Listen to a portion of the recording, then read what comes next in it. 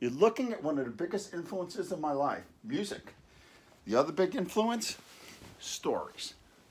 Storytelling, stories in movies, stories in TV, and conversationally stories. If you know me and you're a friend of mine, you know that I love to tell stories, and I love hearing people's stories and anecdotes, and I'm pretty good at telling stories. It's what I do for a living. I've been doing it for 35 years on television. Now, every TV series that I've worked on, during the first or second year, they decide to have a very special episode that's called an Origins episode. And what that is, it's the telling of where the characters were, where they came from, and the psychological underpinnings before the series started. It takes place before the pilot. And it's it's a really interesting way to understand how you get to today. Like, where did it all start? And this is my Origins episode. We're going to find out how this kid got to here. I'm 6 or 7 years old in this. I'm in Central Park. And that's what I looked like. And, you know, I watched a lot of TV. And I was intrigued by everything that happened on TV. And one of the big things that happened on TV is I got to see this. Mary Martin and Peter Pan. And it was a great story about the lost boys and everything. And I identified heavily with Peter. I never wanted to grow up. I wanted to go to Never Never Land and never leave it. In many ways, I'm still in Never Never Land. A lot of people tell me that. Now, another story on TV that got me, really, if you're a baby boomer, you'll know this, was the first really big merchandising for kids as well. And when this story went on TV, and I was in first grade, and it was on the Walt Disney Show, I needed a coonskin cap, I needed a flintlock gun, and most of all, I needed a copy of the song, The Ballad of Davy Crockett. That's right, everyone loved it. Davy Crockett, King of the Wild Frontier. And I wanted this song because I loved this song. I used to sing it at the top of my lungs when it was on TV. And my parents were very nice about it, and they got me this record. But in order to do anything with this record, they bought me a record player, a little toy record player that played 45s. And that's where it all began for me. I played this record a lot. And how to explain how much I played this record? Well, you see all the records behind you, right? Now, think about how much time it takes to play those records, you know, and the great variety of records there and how often I must play them. Now, think about that same intensity, because I have not changed as a person, with only one record and how often I played that one record. It's little 3 minutes over and over again. And my parents, as the only thing they could do was they bought me another record. So, you know, I only had to hear Davy Crockett half the time. And that was this. Another Disney record, Peter and the Wolf by Tchaikovsky. And it's a animated cartoon, and it told the story of Peter and the Wolf. And each of the animals here has had a theme played by a different instrument. Sterling Holloway narrated it. And I was fascinated that the goose was an oboe and Peter was a flute and all that. And again, storytelling and music combined, just like the Mary Martin thing. And still, 2 records was not enough. And I had some table manner problems. You know, I chewed with my mouth open, I talked too much, etc. So my parents decided to kill 2 birds with 1 stone. And so they bought me a record about table manners. And the star of the record was someone that to this day I still idolize, Jerry Lewis. And the record is called The Noisy Eater. But what they hadn't reckoned on is that Jerry never does things in a subtle way. So Jerry really chewed, to show you what it's like. He would chew really loud, you know, and there was a lot of belching and farting and all kinds of noises on this. And I used to play this a lot. And there's only so much of this you could take. So now we got 3 things in rotation in my room. And at the supermarket one time, they were doing this big thing about bananas, trying to get people to buy more bananas. And so they were selling a record there for a dime. And this is it. It's called Bananas, What a Crazy Fruit. So now I've got 4 records. And just to show you how annoying this record is, when I went on the internet to find a picture of it, I found this picture in a list of records called The Worst Records Ever Made. You can imagine having someone play this, you know, day in, day out. So they did the only thing they could do. In order to protect themselves and their sanity, they bought me a radio, a little portable radio, which is actually took the one out of the kitchen and put it in my room. And it changed my life because it wasn't just a radio. It was a window into a whole other world. It was a window into my imagination because I have always used music to feed my fantasy life. When I hear music playing, I think of all kinds of things. And I'd lie in bed at night and listen to this radio. And in doing so, I discovered something. I met someone on the radio. And that person became my guru, my mentor, my guide. And he was on every night from 8 to 11 on 1010 Wins. And if you're from the tri-state area, you know I'm talking about Murray the K. Murray the K and the Swingin' Soiree. That was the name of his show. And it was a show. I mean, it wasn't just Murray introducing records. Murray had a language. Murray spoke Miyasuri, so he would be Miyasuri Diasa Keasa, or Bobby Darin, for instance, would be Biazabi Diazarin. And he spoke that, and he had sound effects records and people chanting and yelling, and he would respond to it. And he also had these things, like one thing he had was submarine race watching. And what that was is he would set it up as he was going to play romantic music. And that was for all you people who were watching the submarine races, which meant all you people parked in romantic places along the Hudson River, which was where Fort Lee was. As you watched the submarines going by, and that was his metaphor for making out. He would play these beautiful romantic songs, and I loved them. And like, for instance, here's Murray with one of his compilation records of submarine race watching kind of songs, and that's Jackie. That's his wife, Jackie the K. Jackie was really hot, and Jackie was, he had 6 wives. Jackie was the 5th one, but he had married actually 2 Jackies. There was Jackie the 6th was also there. They weren't all named Jackie. Anyway, the kind of music that Murray played that really fired my fantasy life was this, doo-wop music, which I still love today. This is a Rhino doo-wop box. How much do I love it? There's 2 more editions of it over there. It wasn't just the songs, it was also the names of the groups. I mean, what could be more beautiful than Sincerely by the Moonglows? You know what I mean? A song called Tears on My Pillow, you all know that one. 16 Candles Make a Lovely Light by the Crests. A song that I really love called Earth Angel by the Clovers. And then, Devil or Angels by the Clovers, Earth Angels by the Penguins. And Murray would have these contests every Saturday night where he would have you call in and vote for the greatest oldie of all time.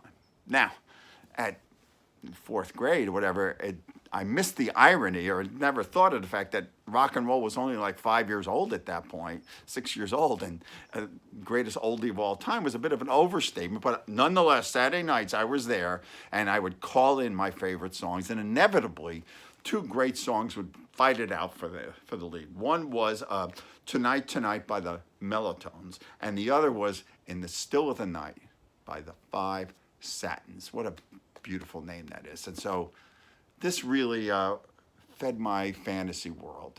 And to this day, I still love doo-wop because it's so pure. It's so sincere. These 4 or 5 guys, usually guys, had written this song together. And since they had no other instruments often, they would use their voices to be the other instruments, hence the name doo-wop. They would do the backing vocals and so forth as instruments, and all in these beautiful harmonies. And when you hear it, you think of them on the street corner. There's a great doo-wop song called Street Corner Serenade, which covers all the great riffs of doo-wop. And you feel their heart, and you know they went in the studio and sang their hearts out, for the 1 or 2 takes that they got. And this is the high point of their lives, because most of them disappeared after 2 records. Frankie Lyman and the Teenagers were great, and Dion on the Belmonts. These are all wonderful doo-wop groups. And it was a music that really moved me. But Murray kept moving forward. And Murray then switched over to another kind of music. He started playing girl group music. This is a Rhino box set of girl group music. What's girl group music? Just what it sounds like. They're all girls in the group, and they had cool names, and they were, sexy looking, and they had names like the Chiffons. He's So Fine. That was a great girl group record. Here it is, the Chiffons. And they did One Fine Day, and He's So Fine, and Sweet Talking Guy, and for me, the girl group that really grabbed my heart, the ShangriLas. 4 girls from Jersey, right? Florence Robinson, I think is her name. She owned the record company and found them. And, all right, ready? This is dedicated to the one I love. Ba ba ba ba ba ba ba ba ba ba ba ba boom. Each night before. I won't sing the whole song, but that was theirs, as well as the classic, endlessly interesting Will You Still Love Me Tomorrow, written by Carole King and Jerry Goffin. And this song for a teenager is everything because it's told from a woman's point of view. And this woman is going to give up her virginity that night. And that's why she says, tonight you're mine completely, to give your love so sweetly. Tonight the love is in your eyes, but will you still love me tomorrow? What a great story. I didn't know all this when I first heard it, but Carole King's one of my favorite, and Mama Said is on this, and I've listened to this a million times, and then along came the next step. Now, Murray never stood still. He really found new records, and this is a newer compilation, but it's Phil Spector's. And Phil Spector really got the girl groups going. And he did little 3-minute symphonies, as he called them. Baby, I Love You, Walking in the Rain. I mean, he was a poet. I mean, he wrote poetry like, that do ron, ron, ron, that do ron, ron. I mean, who thinks of this kind of great stuff? Then he Kissed Me, and of course, the greatest of them all, it changed the life of Brian Wilson and Bruce Springsteen, Be My Baby. And as Bruce Springsteen has said, those drum beats that kick in at the beginning of Be My Baby, which are played by Hal Blaine, is the sound, the music of the spheres, the sound that the planets make. I don't disagree. Love Phil Spector, and Murray did too. And here's Murray with the Ronettes, the Be My Baby girls, as he used to call them, the Ronettes. And he promoted them at his shows and stuff. In fact, when the Ronettes went to England, they talked a lot about Murray. You know what? I'm going to save that for the next week. Okay, moving ahead a little bit in our story, another cool girl group, a little later, is the ShangriLas. Leader of the Pack, Walking in the Sand. I'm going to give him a great big kiss, which was covered by the New York Dolls. ShangriLas. I'll show you their picture, and you'll know why a 12-year-old like myself was so enamored of the ShangriLas. All right? That's Mary, the blonde. Mary was kind of the Annette of the ShangriLas. If you're a fan of Mickey Mouse Club, you understand how she stood out from the others. Oh, here's Murray, with his wife, Jackie the K. Jackie in that Ronette's hairdo, with the tight capri pants. Now, I wasn't just about music to me. I was a big reader, but I didn't start that way. In fact, I had a real cognitive problem. My first grade teacher just thought there was something definitely wrong with me. And what it was is that I would read the books that were given to me, like Jip, Watch Jip Run. But I never realized that the pages were connected, that there was a story there. I would read this page, Jim, watch Jip run. And the next page where Jim and Jip are running. I didn't realize that it was a story, that there was a connection there, until one day I was sitting on my front porch. I remember it extremely well because it was a Passover. And I was wearing my sports jacket on our way to Seder at my grandmother's house. And it's amazing how I can remember I was sitting there reading a comic book, and it was going back to the person who's responsible for all this is a Davy Crockett comic book. And each panel I'd read, and then I'd go on to the next panel, and then the next panel. And I had read this comic book many times, but all of a sudden on that day, I had an epiphany that the panels were connected, that they moved through time, that it was temporal.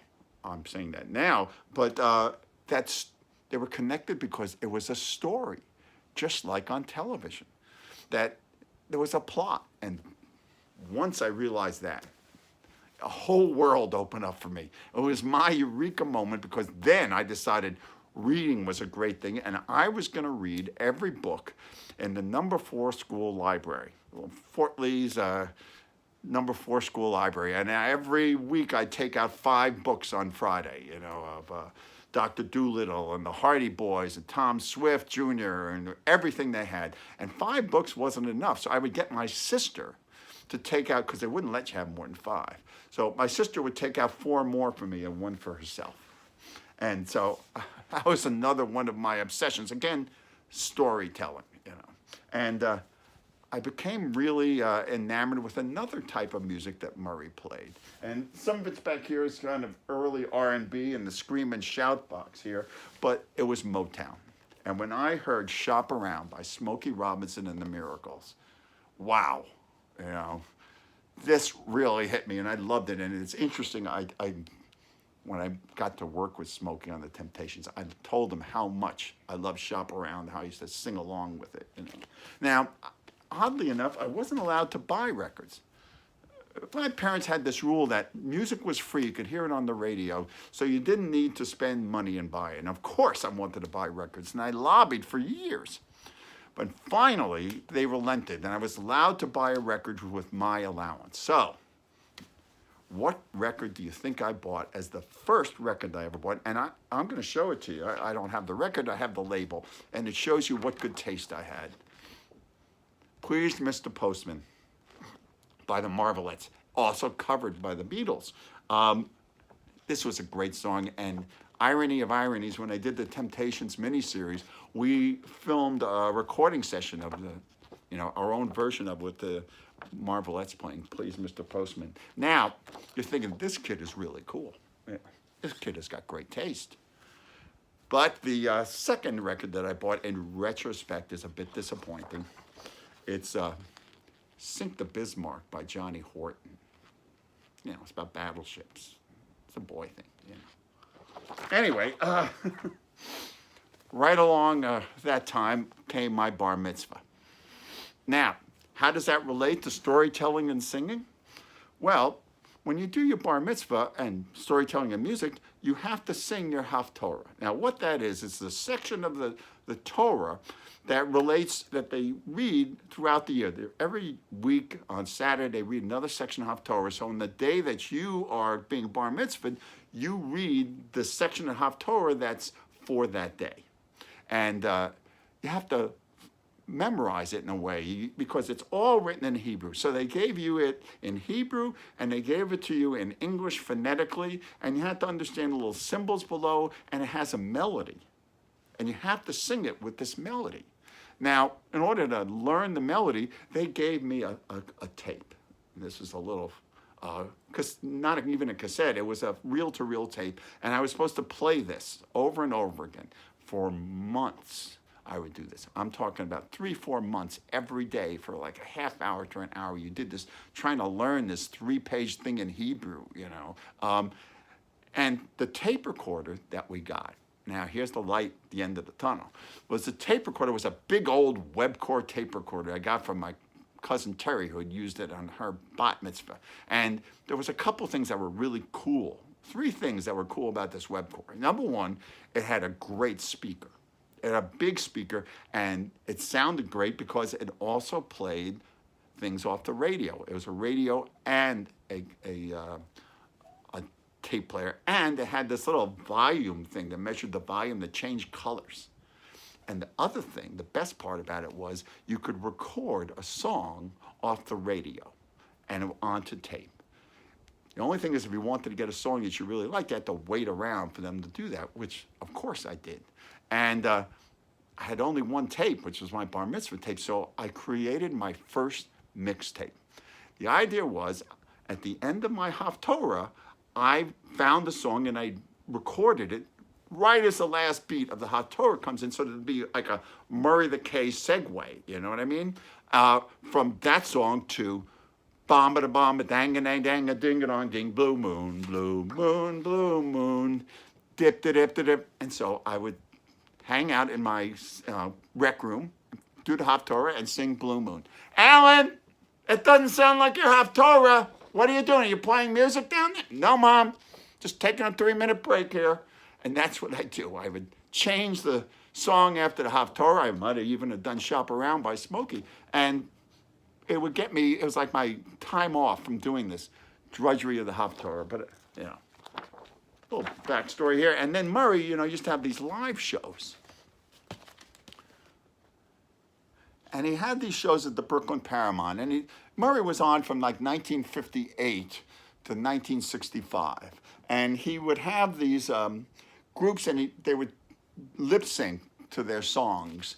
And then they'd run the big holiday movie, and he did it at big movie theaters. In fact, he kept doing it right up into the 60s, late 60s. And one of his last shows, he had the Cream and the Who on it, you know. Murray kept changing with the times. And he also did little mini ones that he would go around and in one day do 2 or 3. They weren't in theaters. They'd be at, you know, auditoriums. And here's the punchline. He came to the Fort Lee Jewish Community Center. That's right. Murray the K and his swinging soiree and all these great artists come to Fort Lee, and they're going to sing in the auditorium. And naturally, I'm really excited. And I get there extra early. And I see them, and they're all these guys, these African-American men in their early 20s. And look, I grew up in Fort Lee. I had never met a black person, you know. I don't think so. And, you know, it was all Italian kids, Roman Catholic Italian kids, Irish kids. There was some Greeks, and now a big influx of Jews. And I'm looking around at these guys in these really sharp suits and everything, and there was an ease about them, and they were having fun, and they didn't seem that old, and they were certainly not behaving like anyone I had ever met who was an adult. And I kind of, instead of going, I just sort of stayed in the area where I could keep my eye on everyone and watch them intensely. And they were all joking around. And this one guy gets up, and he's wearing a cape and a hat. And he walks up on the stage, and he's introduced.